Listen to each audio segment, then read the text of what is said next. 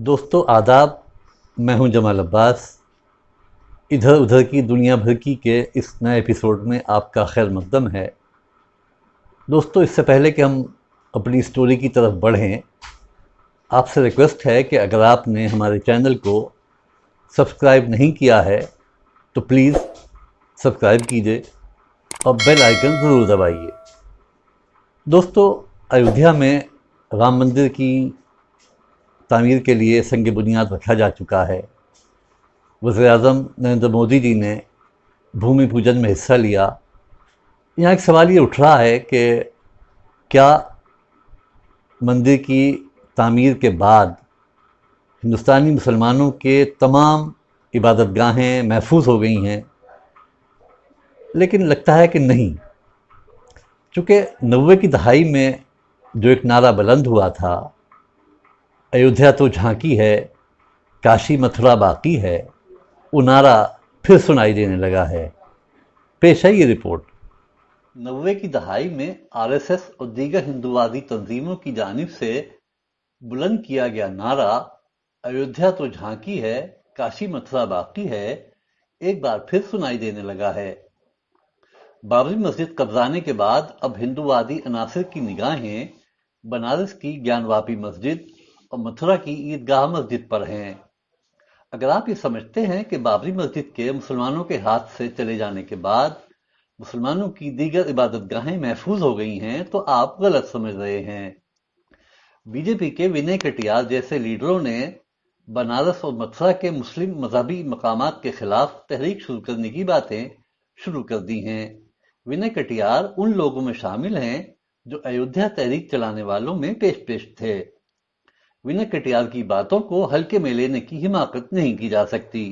ہندو کٹروادی عناصر کے نظریے سے اگر دیکھا جائے تو ایودھیا تحریک ملک میں اقتدار پر قبضہ کرنے کا سب سے زیادہ مؤثر طریقہ ثابت ہوئی ہے، اور اسی تحریک کی بدولت بی جے پی پارلیمنٹ کی 2 سیٹوں سے بھرپور اکثریت تک پہنچی ہے، اور اب اس کا منصوبہ 2024 کے عام انتخابات جیتنے کا ہے۔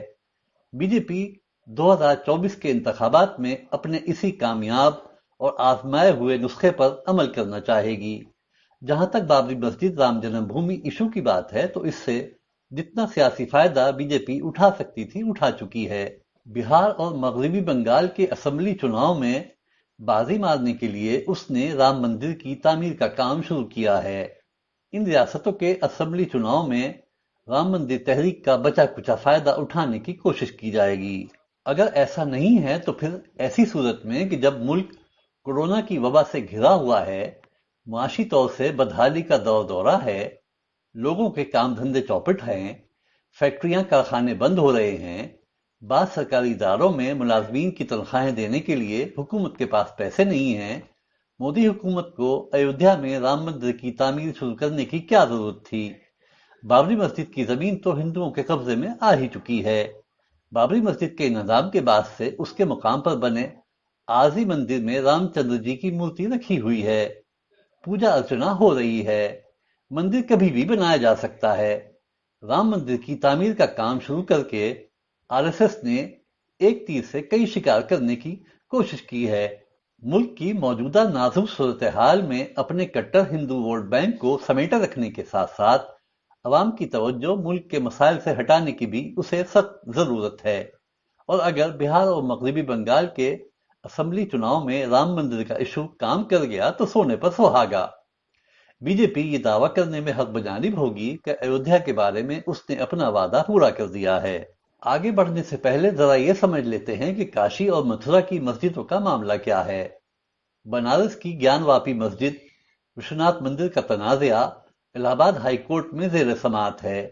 1991 میں مندر ٹرسٹ کی جانب سے دائر پٹیشن میں کہا گیا تھا کہ مندر 2050 برس قبل مہاراجا وکرمادتیہ نے تعمیر کرایا تھا۔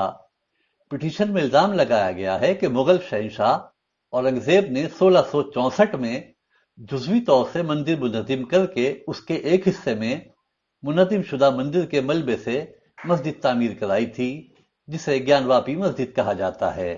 متھرا میں شاہی مسجد عیدگاہ اور کرشن جنم بھومی مندر ایک دوسرے سے متصل ہیں۔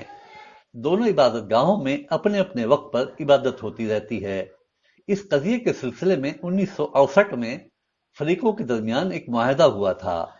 عدالت کے باہر ہوئے اس معاہدے کو عدالت نے بھی تسلیم کیا تھا۔ معاہدے کے تحت مندر مسجد کے تمام تنازعات ختم ہو گئے تھے۔ معاہدے کے بعد سے مندر میں پوجا ارچنا اور مسجد میں نماز کی ادائیگی کا سلسلہ جاری ہے، لیکن سنگھ پریوار کی تنظیمیں اس معاہدے کو تسلیم نہیں کرتی۔ بنارس اور متھرا کی عبادت گاہوں پر قبضے کی تحریک کی راہ میں نرسمہا راؤ سرکار کے ذریعے بنایا گیا عبادت گاہ تحفظ قانون آڑے آ رہا ہے۔ 18 ستمبر 1991 میں نرسمہا راؤ حکومت نے عبادت گاہوں کے تحفظ سے متعلق قانون بنایا تھا۔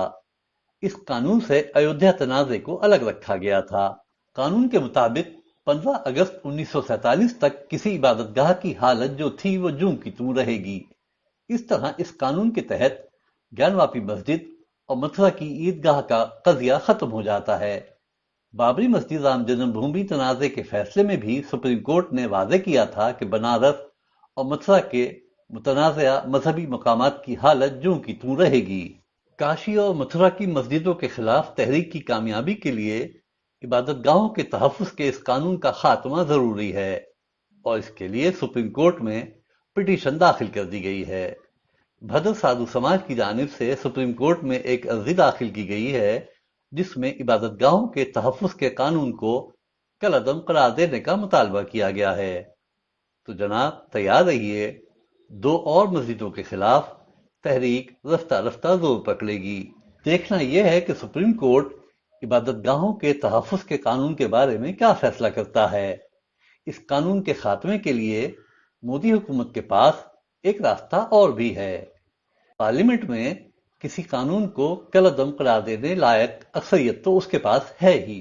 دوستو ہمیں یقین ہے کہ آپ کو یہ ویڈیو پسند آیا ہوگا۔